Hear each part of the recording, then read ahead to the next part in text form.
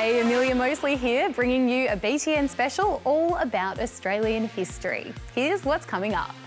We get the lowdown on how Australia became a federation, explain why the Constitution is so important, and discover what went on at the Eureka Stockade.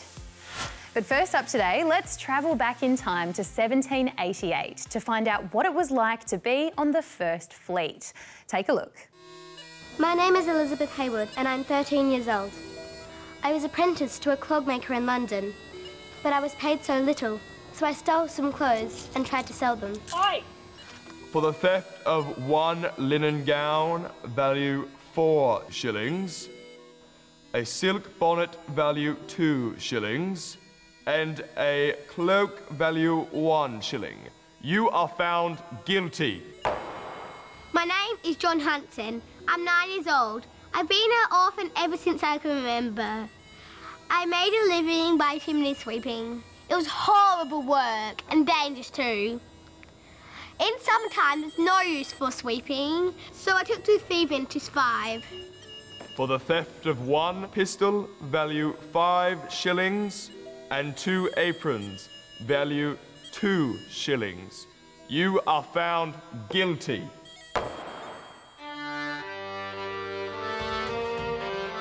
In London in the 1700s, jails were full of people like Elizabeth and John. Poor, hungry, unwanted. People who stole to survive. The city's population had exploded and mass poverty had led to a rise in crime. You are sentenced to death by hanging. England's laws were really harsh. Stealing something could land you with a death sentence. But they couldn't hang everyone. And with the jails full, there was the problem of what to do with all the criminals. One solution was transportation. Britain had colonies in Africa and America where it sent criminals. But then the Americans rose up against the English, so that was no longer an option. So the government decided to set up a new penal colony in a land called New South Wales, claimed for England by Captain Cook in 1770. John Hudson, you are sentenced to transportation across the seas for a period of 7 years. 11 ships were prepared for the voyage to New South Wales. 6 would transport convicts. They were the Alexander, the Friendship, the Charlotte, the Lady Penrhyn, the Prince of Wales and the Scarborough.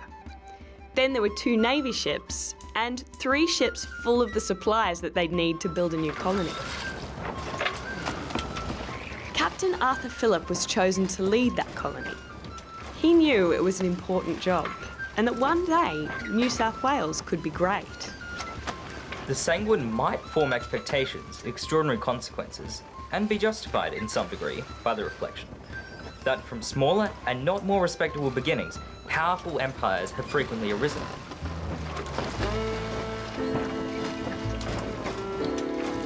The convicts probably weren't so hopeful. More than 700 were packed onto the crowded ships, including around 17 children. Many were sick and malnourished when they boarded. Around 20 wouldn't survive the journey. The ship sailed from Portsmouth, England on the 13th of May, 1787. As they sailed through the tropics, the weather was hot and humid. There were rats, cockroaches and other pests, and water had to be rationed. On the 5th of August, they arrived in Rio de Janeiro and took on food and water. Then they sailed on to the Cape of Good Hope in Africa.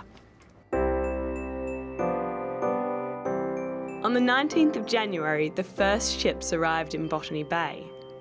7 days later, they found a good place to anchor, and Arthur Phillip planted a British flag in a place he called Sydney Cove. The land had been home to Aboriginal people for tens of thousands of years. But to the convicts, it was new, strange, and harsh. I never thought I'll end up in a place like this, so far away from home. But I've survived this far and I'll keep on surviving. We'll make the best of what we have. And maybe someday we'll build a better future here in New South Wales. Now, you probably know that Aussie states have their own laws and their own leaders, but have you ever wondered why that is? Well, it all goes back to a time when the states were separate colonies. So let's take a look back at how Australia came to be Australia.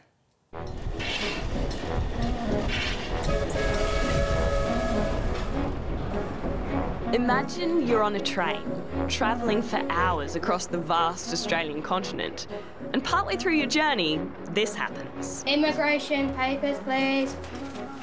Back in the late 1800s, making a trip between Australian colonies was a bit like travelling to a different country. You could be stopped at the border by immigration and searched. In fact, if you were travelling between, say, New South Wales and Queensland, you would have had to change trains because the rails were different sizes. Australia wasn't a country. It was just the name of a continent divided into 6 very separate British colonies. They had different leaders and different laws. They even had their own armies. But there were some people pushing to change that.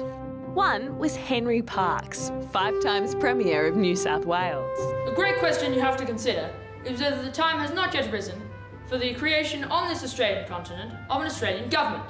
In 1889, he made this famous speech in the town of Tenterfield about federation, the push to unite the colonies as a single country. It wasn't the best speech ever, by all accounts. Hey! But it made an impact. Parkes convinced the leaders of the colonies to get together and talk about federation. Some came from New Zealand.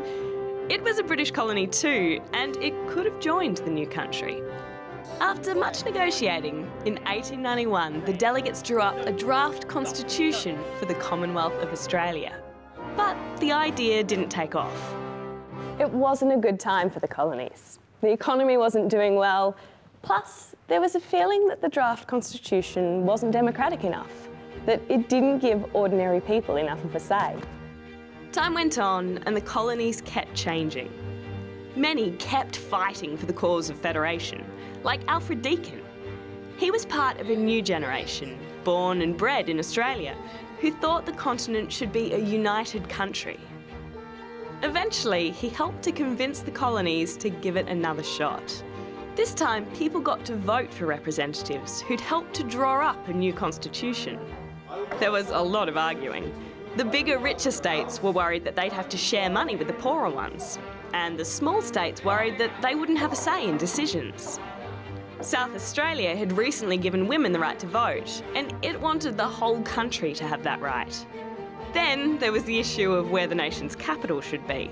Sydney is the obvious choice for the capital of this nation. Don't be absurd! Melbourne's far superior. New Zealand had decided to stay out of it, and Western Australia wasn't too keen on federation either.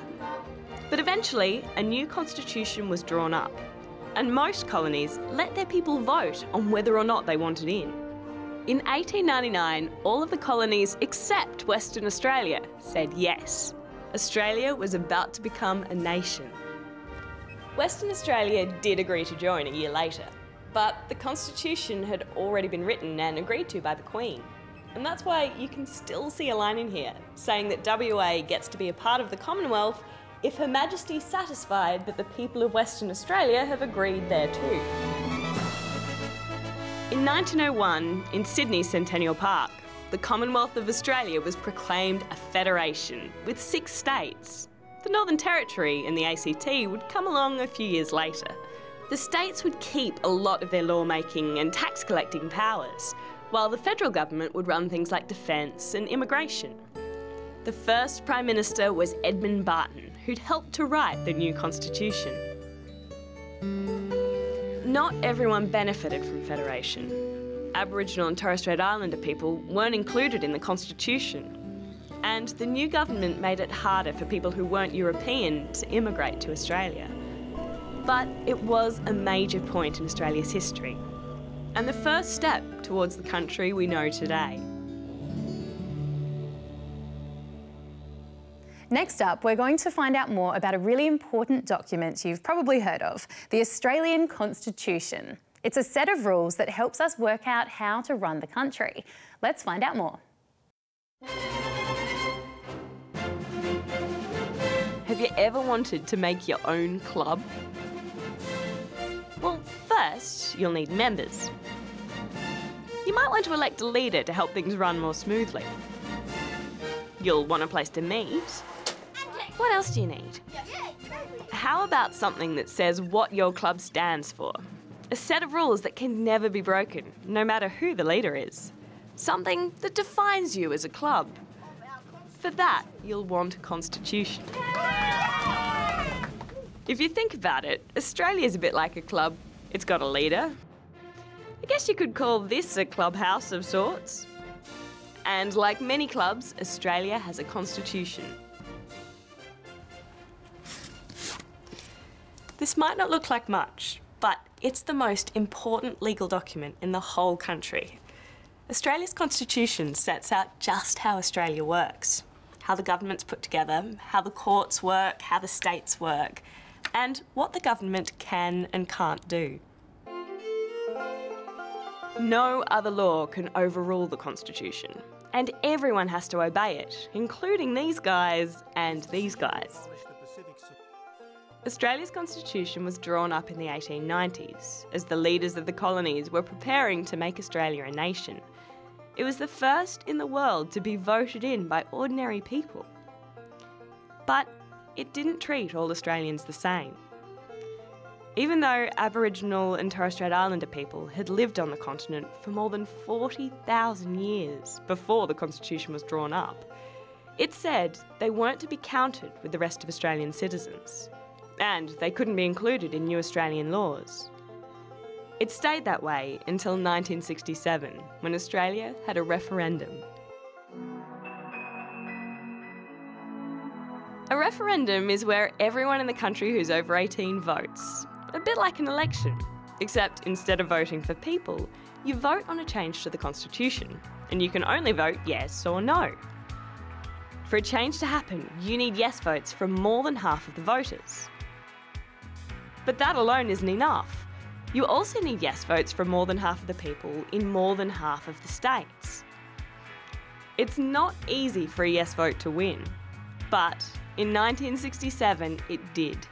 Australians voted to change 2 lines of the Constitution which discriminated against Aboriginal people.